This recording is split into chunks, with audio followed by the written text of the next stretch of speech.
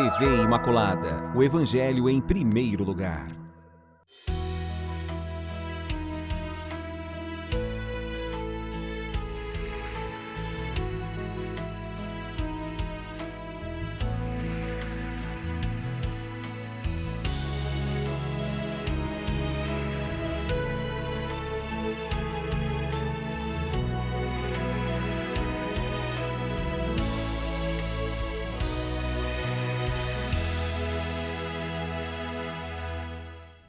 Olá, queridos amigos, nós aqui iniciando esse programa maravilhoso, Páginas da Bíblia, contando sempre com você, com sua presença, sua audiência, sua insistência, porque só assim as coisas de Deus entram profundamente em nosso coração. Mantenham-se firmes e vigilantes, porque só aquele que é determinado consegue chegar onde quer alcançar. Conto aqui com as nossas mestras, nossas professoras, a quem agradeço imensamente a presença. Professora Amélia, muito obrigada. Muito bom estar aqui. Ótimo ter você aqui ao vivo e a cores, Amélia. Muito bom, muito melhor. É bem melhor, né? Agradeço a professora Ieda, a quem também é um prazer contar com sua presença, sempre nos orientando. Obrigada pelo convite. Também para mim é um grande prazer estar aqui, Obrigada. refletindo a palavra, né? As páginas da Bíblia. As páginas da Bíblia. E como vocês sabem, estamos no quarto dos livros do Pentateuco. Já passamos por todos os outros 3. Esse livro dos Números é o livro que vai estar assim prometendo muita coisa lá para frente, porque parece ser um livro assim muito insípido, parece ser um livro muito cheio de contagens, de prognósticos, de progressões, né? E na verdade ele vai se revelar mais para frente como um livro delicioso, e é isso que eu quero que você descubra, e eu também quero descobrir essa beleza do livro dos Números. Então, nós estamos agora no capítulo 11, já conseguimos avançar bastante. Vou pedir que vocês abram aí o material de vocês, o livro 11, inclusive no programa anterior, quem quiser buscar pode achar no YouTube. Vocês vão ver que no programa anterior nós chegamos a dar uma pincelada nessa introdução do capítulo 11. Lemos inclusive esses primeiros versículos, que é do 1 ao 3, que eu vou ler agora, que vai dizer assim, sobre a Tabeira, ou Tabera. Ora, o povo elevou uma queixa aos ouvidos de Yahvé, e Yahvé a ouviu. A sua ira se inflamou e o fogo de Yahvé ardeu entre eles, e devorou uma extremidade do acampamento. O povo clamou a Moisés, que intercedeu junto a Yahvé, e o fogo se extinguiu. Chamou-se este lugar de Tabeira, porque o fogo de Yahvé ardeu entre eles.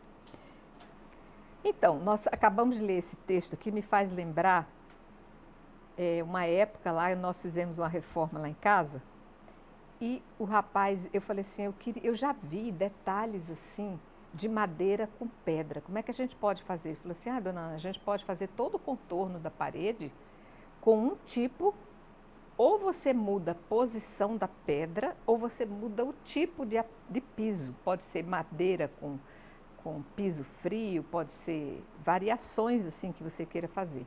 E esse contorno se chama tabeira. Então, esse tabeira parece delimitar.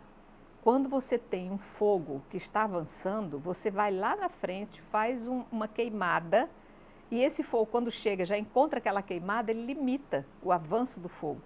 Então, parece-me que aqui, esse fogo, ele exerceu esse papel de ser um limitador, talvez uma orientação, uma provocação, serviu de lição. Como é que você vê isso aqui, Ieda, para a gente poder entender?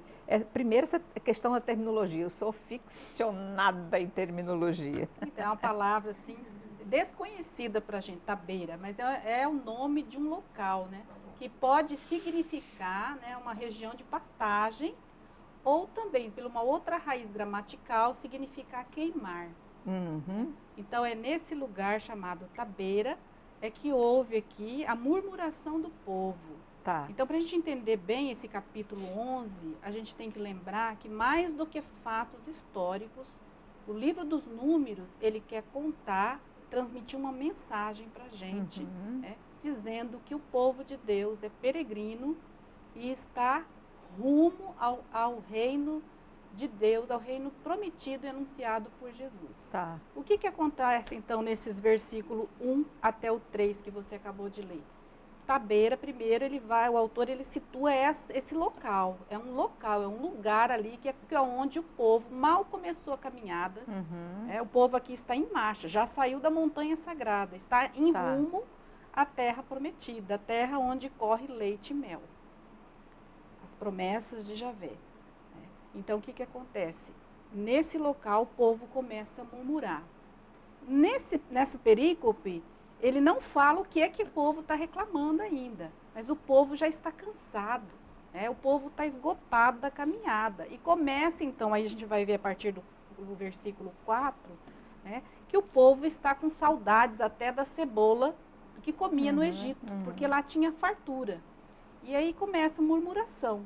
Nesse trechinho do 1 até o 3, ele vai falar o que vai acontecer. Sempre nesse capítulo 11 acontece o seguinte: o povo peca porque murmurou, não reconhece a graça, a presença de Yahvé no meio, porque Yahvé, ele alimenta esse povo por 40 anos com o pão do céu, o maná. Mais para frente a gente vai ver, o texto vai retomar esse assunto do maná, das codornizes e também da questão da profecia, dos profetas que vão auxiliar Moisés a liderar esse povo, a dar continuidade na liderança.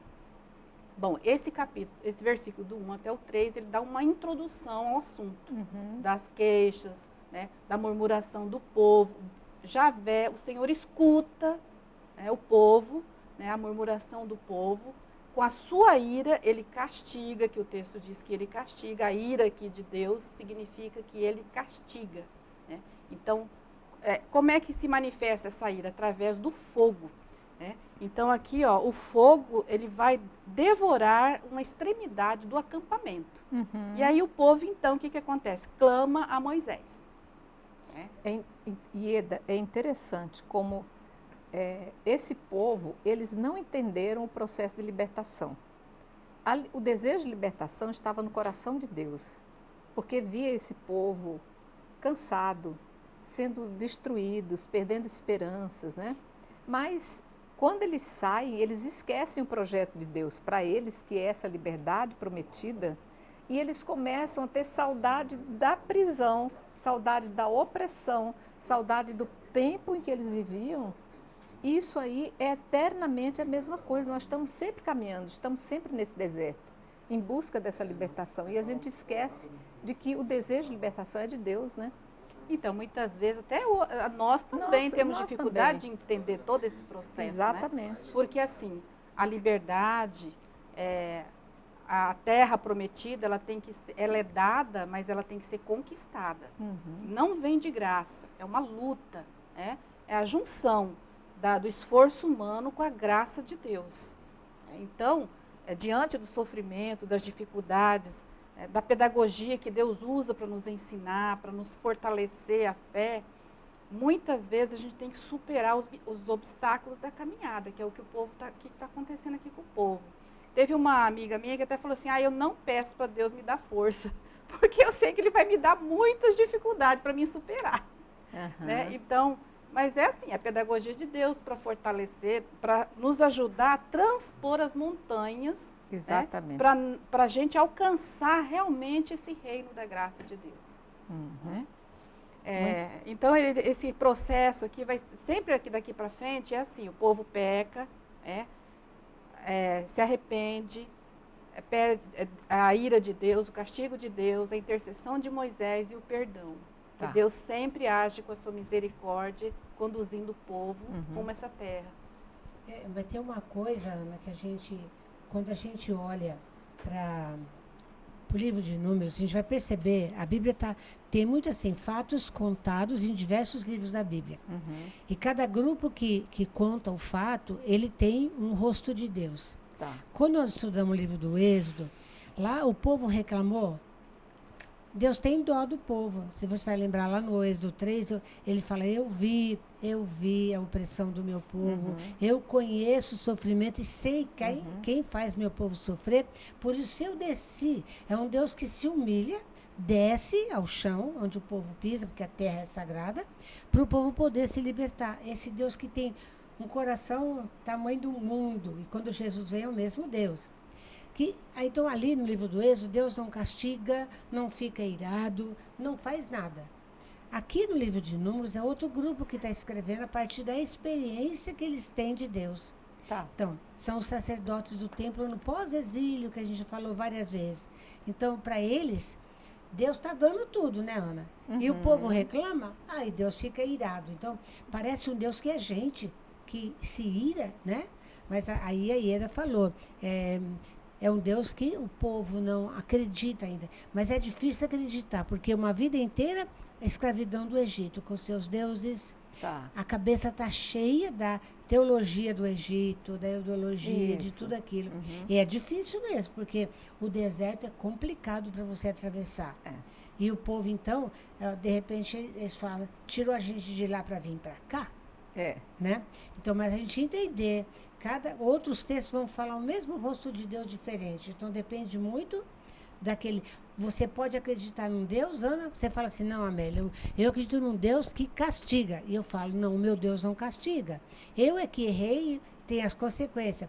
Aí Ieda fala, não, mas Deus é assim, né? Tem hora que ele vai... Depende muito da experiência que a gente faz de Deus. Tá bom. E do agiógrafo, aquele que Isso, escreve. aquele né? que escreve, do Muito grupo que bem. tem por detrás da escrita. Tá.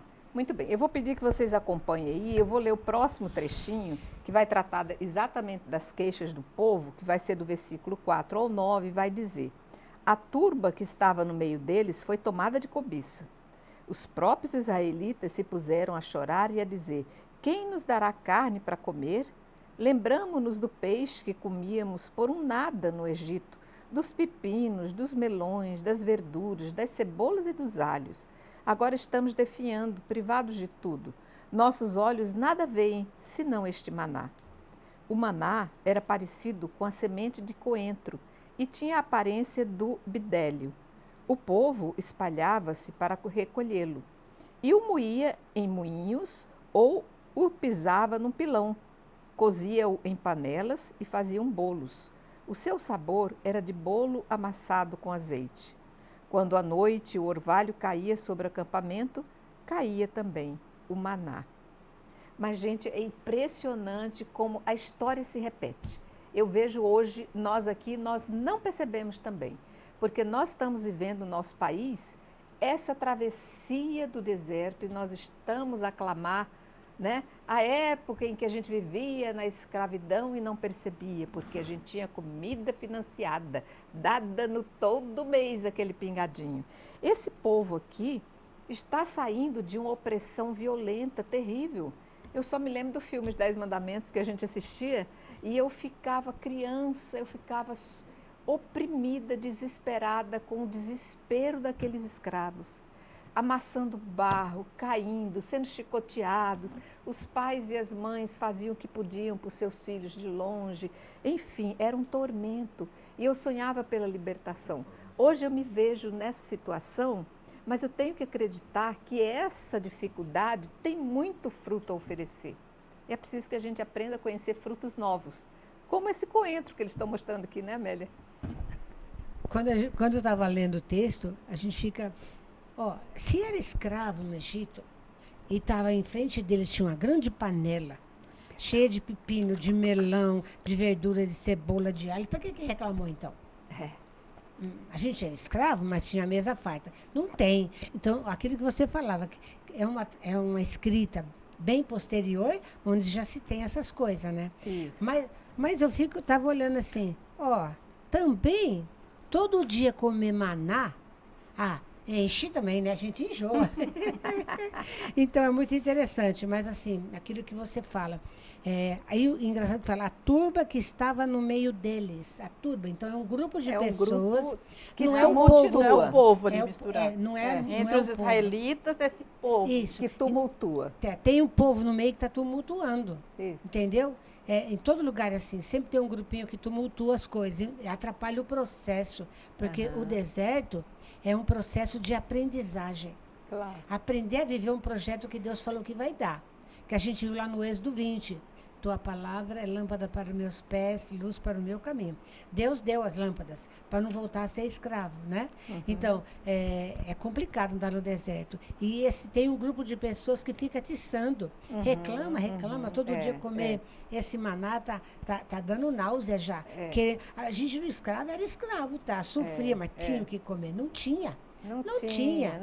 O Egito é cheio de armazéns, né? Você comia só o que te davam. Pois é, então. Mas aí eu fico pensando, como que ele, lá no Êxodo também 16, dizia como que era o maná. Aqui fala, era como a semente de coentro, e coentro é bom, eu gosto. É né? uma delícia. E tinha aparência de bidélio. O povo recolhia, aqui é mais adiantado, já moía. Será que ele tinha um moinho para moer no deserto? Levaram socava tudo. no pilão, socava no pilão, fazia saía. a massa do maná. Mas você vê que já é uma escrita bem depois do exílio, que já se conhece o jeito de moer, o jeito de depois socar, fazer uma massa, e dessa massa fazia bolo. E era legal, porque o bolo é amassado com azeite, né? E tinha um gosto. Devia ser delicioso. Mas todo dia enjoa, né? E de noite caía depois o maná também. Bonito o maná caía do céu. Do céu. Aí você vai ligar lá no Novo Testamento, né? Quem foi o maná? Quem foi o pão caído do céu? Jesus de Nazaré. Jesus de Nazaré. Né? Deixa eu seguir, se você quer Sim, eu queria completar? só comentar. Então começa aqui a queixa do povo, né? Isso, Inclusive dos israelitas aqui. Eles começam a chorar. E é na tradução da Bíblia de Jerusalém, aí no versículo 4, ele fala assim que esse povo ele foi tomado pela cobiça. Isso. Quer dizer, eles não estão satisfeitos em ter o necessário para sobreviver. Não, eles querem muito além. Eles não querem só aquilo, eles querem mais, né? Eles querem carne, eles querem churrasco, né? Eles querem se fartar. Porém, o deserto, né, é um local onde não tem muita fartura mesmo, não tem fartura. É um lugar de aprendizagem, um lugar que para que todos tenham, né? Para que ninguém passe necessidade, é necessário cada um ter o necessário para se viver. Exatamente. Tá bom? Então, eles não estão passando fome aqui. Né? Eles têm o maná, eles têm o pão que foi dado por Javé. Porém, eles não querem só isso, eles querem muito mais, eles querem fartura no deserto. Tá? Muito bem, seguindo aí no versículo 10, nós vamos ver. Moisés ouviu o povo chorar, cada família à entrada da sua tenda. A ira de Yahvé se inflamou com grande ardor. Moisés sentiu-se grandemente desgostoso e disse a Yahvé: por que fazes mal a teu servo? Por que não achei graça a teus olhos, visto que me impusestes o cargo de todo este povo? Fui eu, porventura, que concebi todo esse povo? Fui eu que o dei à luz para que me digas, leva-o em teu regaço, como a ama leva a criança no colo, a terra que prometi, sob juramento a seus pais? Onde acharei carne para dar a todo esse povo, visto que me impunham com as suas lágrimas, dizendo, dá-nos carne para comer? Não posso eu sozinho levar todo esse povo. É muito pesado para mim. Se queres tratar-me assim, dá-me antes a morte. Ah, se eu tivesse encontrado graça a teus olhos para não ver a minha desventura. Nossa, isso aqui para mim é a dor de Moisés em se sentir responsável por não satisfazer esse povo. Só que Moisés também esquece que o aprendizado é do povo e é dele como condutor. Porque não só o povo precisa aprender a lição da dureza do deserto, da falta que ensina, mas também Moisés, como condutor, precisa sentir essa falta para aprender também, né? Eu lembrei aqui do profeta Elias. Quando o profeta Elias, lá no livro de 1 Reis 19, ele também foge para não morrer, caminha pelo deserto e fala, não aguento mais. Né? Isso, mataram todos os profetas, só sobrou eu. Aí ele fala assim, dá-me a morte. Ele quer morrer também. Isso. Aí quando ele fala isso, aí ele deita e dorme. Quando ele acorda, tem um pão quentinho para ele, uma jarra de água. A mesma imagem do Êxodo 16, quando Deus alimenta o povo. Aí ele come, dorme, acorda de novo, come outra vez para poder andar firme na caminhada. São os consolos de Deus, né? Os consolos de Deus. Né? Então ele aqui, você imagina Moisés foi criado no palácio do faraó. Com todas as regalias, né? E ele também tem que aprender. Exatamente. O deserto é uma escola para ele também, ele tem que aprender a acreditar nesse Deus, que esse Deus, de acordo com a necessidade, vai dando todo dia. Lá no Êxodo 16 fala que o povo vai colher de montão, vai apodrecer. E aqui Moisés reclama, no Êxodo ele não reclama. É o povo que reclama, né? Aí ele fala assim, o povo está pedindo, onde eu vou achar carne para esse povo todo comer? Né? Aí ele fala, eu não posso sozinho levar esse povo. Diferente do 16, que quem vai dizer para Moisés que ele não pode fazer isso é o sogro dele, lá no 16. Moisés, o que você está fazendo? Você está matando o povo, fica o dia inteirinho. Parece aquelas filas quando você vai no SUS, 5 horas da manhã, tem gente que chega para pegar alguma coisa para poder ser atendido. Moisés está atendendo o povo desde de manhã até de noite, e o povo fica cansado na fila. Aqui não. Aqui é Moisés que reclama. Lá o sogro fala, para Moisés, escolhe homens tementes a Deus. Aqui vai ser diferente, então. Aqui Moisés fala, por acaso fui eu que dei a luz a esse povo para ficar carregando como se fosse meu, né? O povo é teu, né? Se eu tivesse encontrado graça a teus olhos para não ver minha desventura. Jeremias também vai falar para Deus. Vai falar para Deus, eu larguei tudo para estar a seu serviço. Só escutava tuas palavras no meu ouvido. Agora é melhor eu morrer. Se você me ouvisse. Aí ele reclama, aí ele fala, tu não passa de um lodo enganador. Aí já briga mais forte. Aí Deus fala, Jeremias, se você voltar, eu te prometo. E aqui, né, ele vai falar também, era melhor, eu não encontrei graça a teus olhos. Se eu tivesse encontrado graça a teus olhos, eu não teria essa desventura. É uma verdadeira escola de vida, né? Sim. Mas eu vou, gente, só um instantinho, pequeníssimo intervalo e nós já voltamos, porque está muito boa essa escola.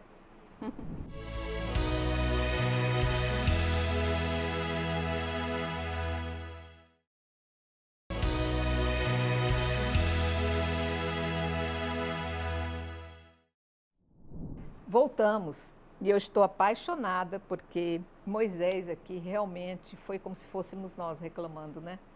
Quanta expressão de dor e de desespero. Senhor, segura esse filho que é teu e não meu. Mas vamos agora mais para frente, quem está com o material, a partir do versículo 16, vai estar assim. Yahvé disse a Moisés, reúne 70 anciãos de Israel, que tu sabes serem anciãos e escribas do povo.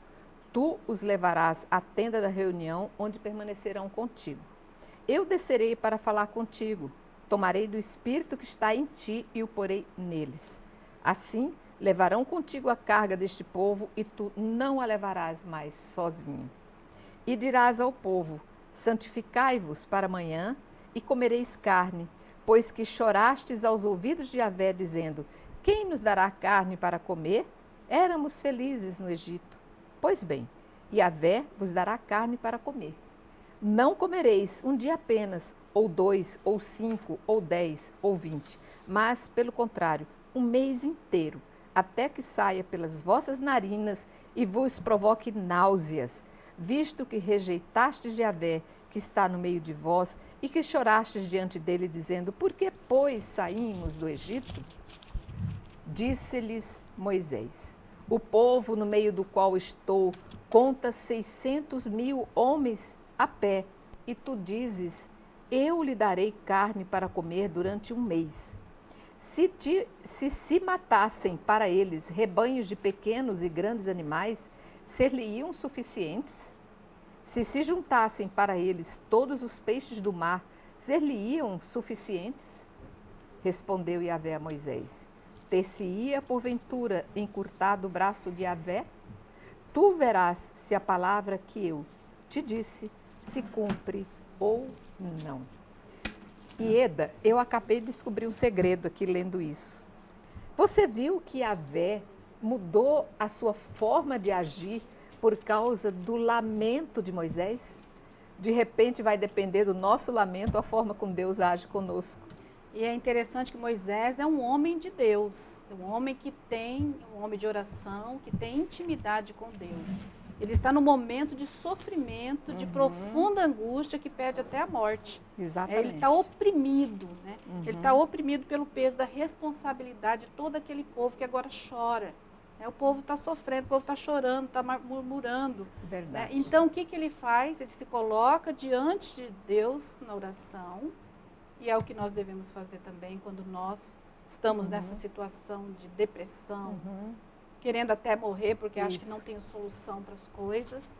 Deus sempre vai apontar uma solução. Né? Então, é o que Moisés faz, ele se prostra, né? Vai até a tenda de reunião, né? Em oração, coloca toda a situação diante de Javé, né? E aí Javé vai responder. Nós temos aí do 16 até 23. o 23 que você leu, né? O anúncio e o cumprimento daquilo que Javé promete aqui que vai fazer. Né? Então, aqui, a primeira questão, a liderança ela deve ser participativa. Né? Um líder, alguém que uma liderança na comunidade, ele não pode carregar sozinho o peso da responsabilidade de conduzir aquele povo. Né? Essa liderança ela deve ser repartida, participativa. Né? Então, aqui, a primeira coisa que o Senhor pede para ele é para que reúne, né, 70 anciãos de Israel, né, entre os anciãos e escribas do povo. Né? E ele promete aqui que ele vai tomar o Espírito que está em ti e porá neles. Então, eles também vão profetizar. Né? Então, eles também vão exercer uma função, né, uma função dentro da comunidade, de governar, de profetizar, né, de conduzir o povo junto com Moisés. Né?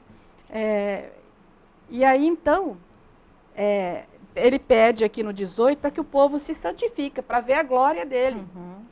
Yahvé, o Senhor, ele vai se manifestar. Né? E ele diz mais ainda, olha a generosidade do Senhor. Né?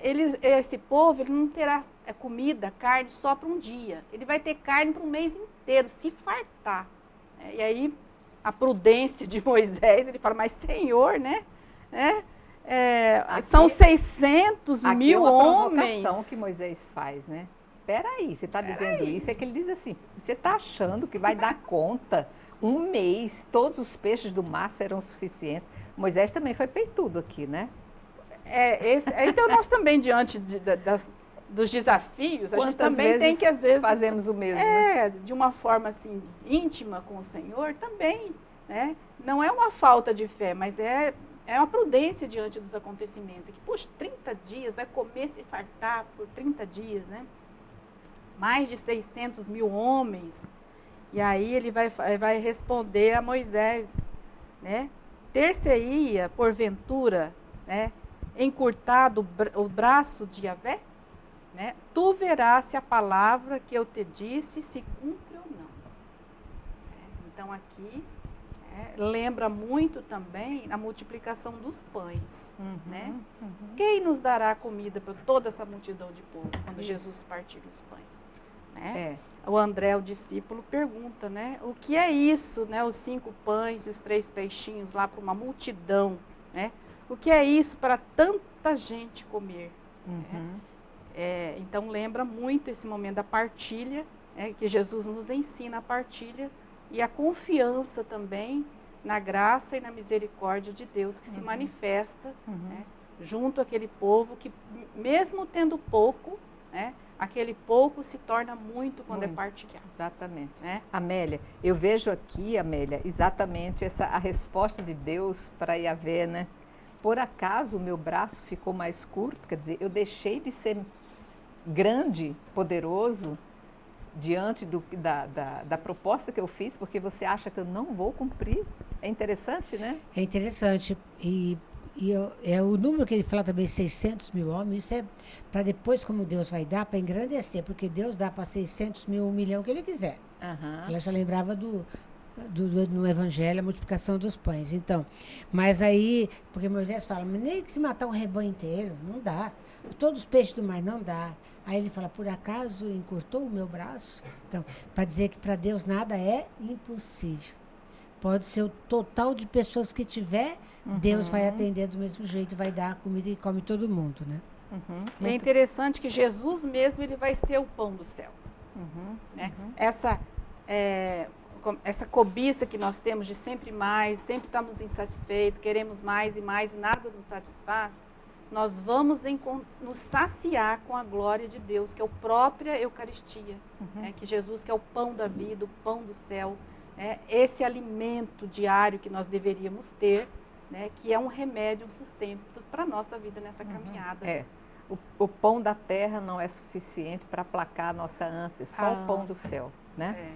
Mas seguindo aí, vamos acompanhar o versículo 24, que vai dizer: Moisés saiu e disse ao povo as palavras de Yahvé. Em seguida, reuniu 70 anciãos dentre o povo e os colocou ao redor da tenda.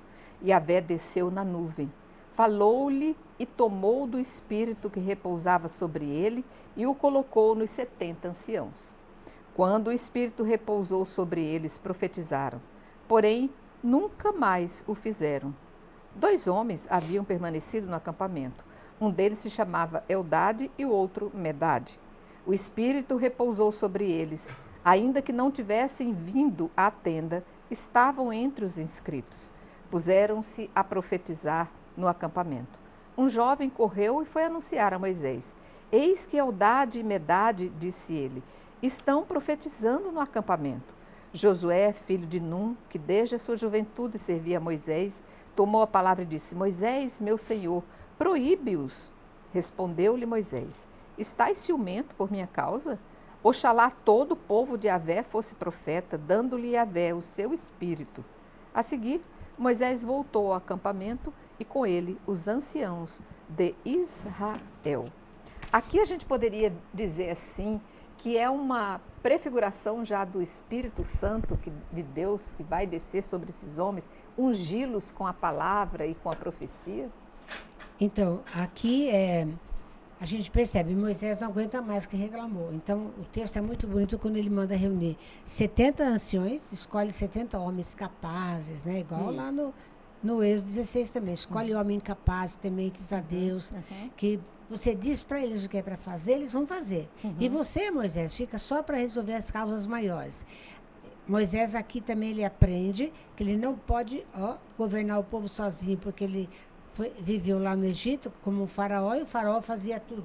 Ele era filho de Deus, ele fazia tudo, tudo era dele. Concentração do poder, do poder. Aqui Moisés aprende que não pode concentrar. Então, eles vão para a tenda, como Deus falou, e lá ao redor da tenda, então, Yahvé desce na nuvem. Lembrar, na caminhada para o deserto, a nuvem estava na frente, atrás, é a presença de Deus. E Deus, então, tira um pouco, aqui fala um pouco do espírito de Moisés e dá para 70. Então, Moisés tinha todo o saber, todo o poder. Agora, esse poder foi dividido por 70 anciões, né? Aí, quando repousou sobre eles, aí a gente lembra logo de Atos, né? Quando posa como línguas de fogo em cada deles.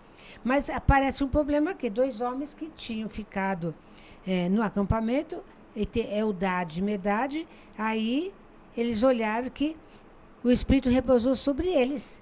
Mesmo eles não estando presentes na reunião. Não tinham sido escolhidos e não estavam lá, mas o Espírito pousou sobre eles. Isso é uma lição muito bonita, sabe? Eles não estavam lá, mas o Espírito Santo, a gente fala aqui, o Espírito não é poder de ninguém. Sopra e pousa aonde quer e quando quer. Não é porque tinha um grupo lá. Aqueles 2 ouviram e começaram a profetizar também. Né? Aí o menino escuta e corre lá. Moisés, proíbe-as de falar. Aí ele fala para ele, está ciumento por minha causa? Oxalá todo o povo de Yahvé fosse profeta, dando Yahvé o seu espírito. Se a gente traz para hoje, todo mundo pode profetizar. Pelo batismo somos sacerdotes, reis e profetas. Então a gente pode, todo ser humano pode profetizar, desde que aprenda, que conheça tudo. Não é uma pessoa só, um grupo só que pode fazer isso, que tem o Espírito de Deus. Cada um de nós tem, toda pessoa tem. Depende ela trabalhar esse dom. Então, quando Moisés fala, oxalá, todo mundo profetizasse, eu penso também, oxalá todo mundo pudesse conhecer a palavra de Deus, todo mundo pudesse profetizar, o mundo seria bem diferente do que é. Porque o reino está aqui. Né? Se não acontece, porque tem coisas por cima que apaga. não deixa florescer, né? Mas todos nós, basta a gente estudar, além da oração, né? Estudar, conhecer, e todo mundo pode profetizar e dizer o que Deus quer. Aí a gente falava assim, aqui em Números, acontece assim, são escolhidos 70, é Deus que fala e vai. Lá no Êxodo 18, é o sogro de Moisés que vai dizer para ele, Moisés está se matando sozinho. Lá ele fala, escolhe homens tementes a Deus. Né? E você diz para eles o que é para fazer, eles vão fazer. Então, na realidade, aqui no livro de Números, Moisés também reclamou para Deus que não aguentava o peso. Deus falou, escolhe 70. Vou dar um pouco da sabedoria para cada um. E eles vão, então, ajudar você nessa condução do povo pelo deserto. O poder não pode ser meu. O poder tem que ser partilhado. Isso para nós hoje, em cada comunidade. Se eu coordeno catequese, batismo, início, eu não posso segurar na minha mão e fazer tudo sozinho e resolver. Eu distribuo. Todo mundo tem poder para fazer a mesma coisa, porque o Espírito Santo está em cada pessoa. Tá. Então, é só assim, reforçando aquilo que a Amélia falou, aqui nós temos nesse trecho aqui do 11, do 24 até o 30, uma lição muito bonita com relação ao Espírito de Deus. É o Espírito... aqui esse trecho mostra a soberania do Espírito de Deus. Deus é soberano, está acima de Moisés, está acima até da liturgia, porque aqui ele escolhe os anciãos, se reúne na tenda, tem todo um ritual para poder acontecer o sagrado. O sagrado aqui, o Espírito, não está contido apenas naquele ambiente, está fora. Então, quer dizer, até aquelas pessoas que estavam fora da liturgia ali, daquele momento, daquela reunião, humildade, eles também recebem esse Espírito. Então, Deus, ele age para além, porque é um Espírito livre. O poder de Deus não está circunscrito a uma determinada região. E nem se deixa ordem. Manipular. Isso, exatamente. Deus é livre e soberano. Nós não manipulamos a graça de Deus, porque ele age onde quer, como quer e do jeito que ele quer. Ótimo. Eu vou seguir, só para finalizar o capítulo 11, então, e vai dizer assim, o versículo 31. Levantou-se então um vento enviado por Yahvé e vindo do mar, que trouxe codornizes e as arremessou no acampamento. Delas havia numa extensão de um dia de marcha, de um lado e do outro do acampamento, e numa espessura de 2 côvados acima do solo. E levantou-se o povo todo aquele dia, toda aquela noite e o dia seguinte para recolher codornizes.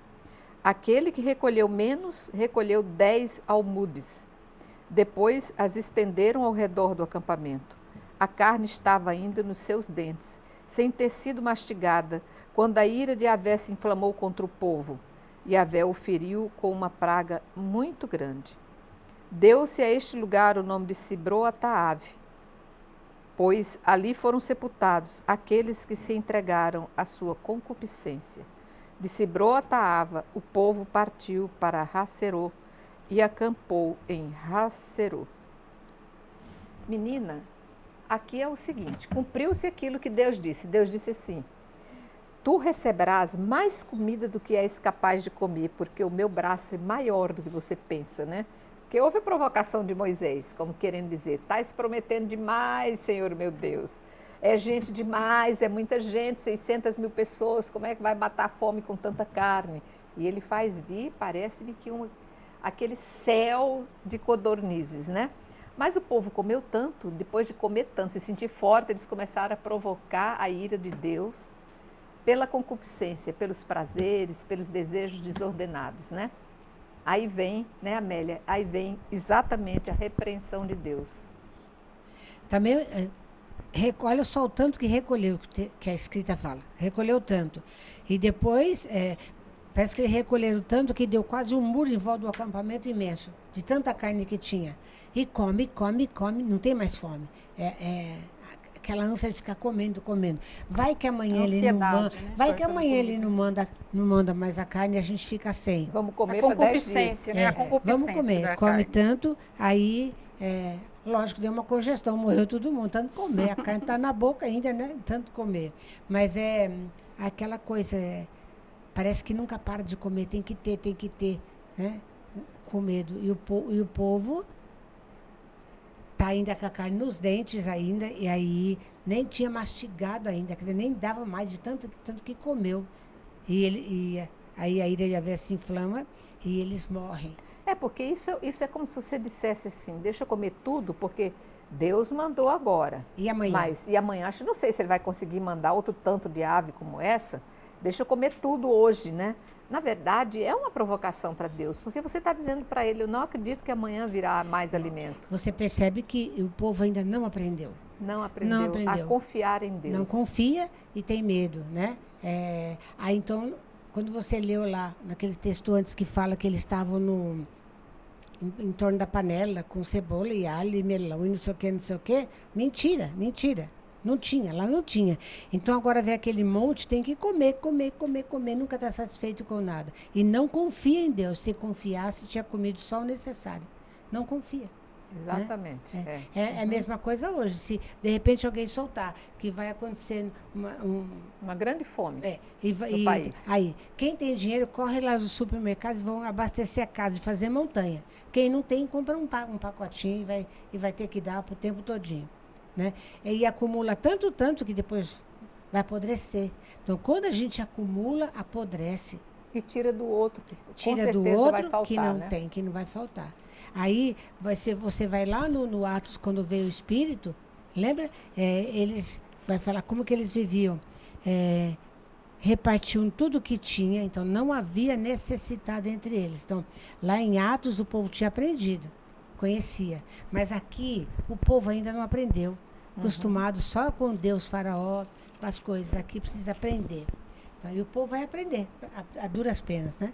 Vai aprender, vai sofrer até entender que Deus dá o suficiente. Não pode acumular. No Egito tinha armazéns de sementes guardadas. Para quem? Para quem tinha o poder, porque o povo não tinha. E aí, assim que eles têm na cabeça. Então, eles vão comer, juntar, para não faltar. Porque, Ieda, a fartura leva o povo a começar a negociar. Sobrou, eu consegui juntar muito, você nenhum.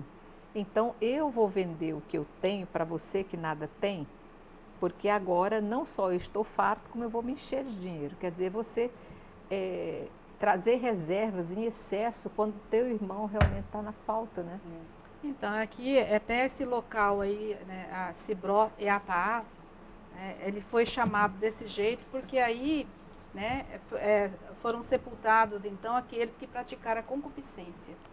A concupiscência, a gula, a ganância, a falta de confiança na presença de Yahvé, né, Yahvé que sustenta, que conduz pelo caminho, mas e que aquela ganância de querer sempre ter mais, né, e mais faz com que o povo cometa um pecado muito grave. E aí, então, Yahvé, né, se inflame e feriu esse povo com uma praga muito grande. Então, todos eles que esse ato morreram no deserto.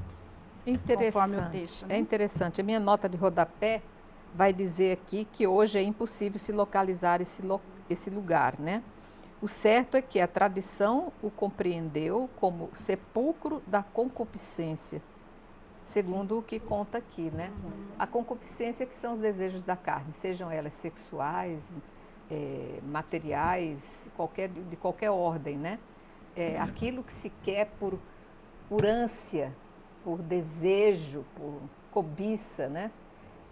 E o povo, eu vejo, meninas, minhas mestras, eu vejo assim, que nós, ao longo de toda essa jornada, um livro espetacular para você ler e compreender. Nós estamos no mesmo deserto, nós estamos nas mesmas dificuldades. Nós estamos também, quem sabe, largando a escravidão em busca de uma terra prometida. E nós não conseguimos aprender essa lição. Vamos cometer os mesmos erros. Até quando Deus vai ter paciência conosco? Até quando Yahvé clamará para que nós o entendamos, o aceitemos como Deus que governa tudo e todos os dias, né?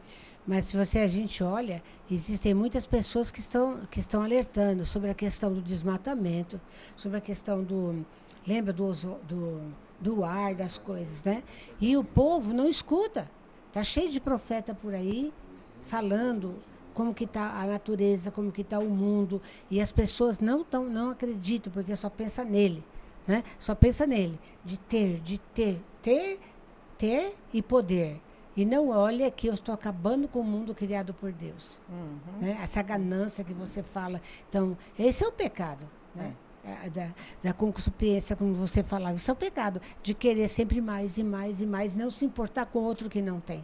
Porque Exatamente. quando eu destruo as coisas, estou destruindo para o mundo todo, para o projeto de Deus, que não é só eu, não é só ser humano que existe. Existem plantas, existem animais, né?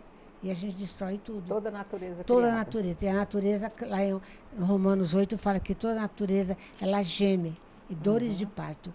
E nós estamos assim, nas dores de parto, esperando o novo que vai nascer. Jesus foi o novo que veio na época dele e mostrou como tem que ser. Mataram ele, não aprendeu. E hoje continua se anunciando, esperando o novo que nasce. Né? Aqui o povo não conseguia entender que o novo que estava nascendo era a terra prometida.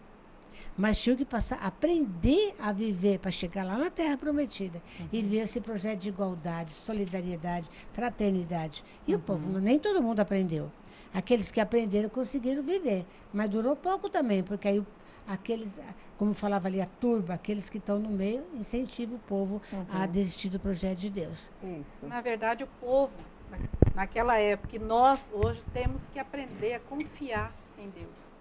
Confiar nessa presença, né, nessa providência divina na nossa vida e pensarmos muito mais no outro, né, pensar com mais clareza, assim, com o Espírito de Deus mesmo, na possibilidade de criar realmente esse projeto de Deus, esse projeto que preserva a vida, como a Melinha falou, a natureza, a vida humana que está tão sofrida, né? Muitas pessoas, né, passando fome, necessidade, a questão da Cracolândia também, que virou uma pandemia. Exatamente. Né? Toda a cidade brasileira tem aquele grupo, aquela multidão de pessoas dependentes químicos, né, aonde não se resolve nada, parece que não tem solução, porque existe alguém que está lucrando com aquilo ali. Então, a questão do ter, né, está muito além daquilo que é o projeto de Deus. Porque,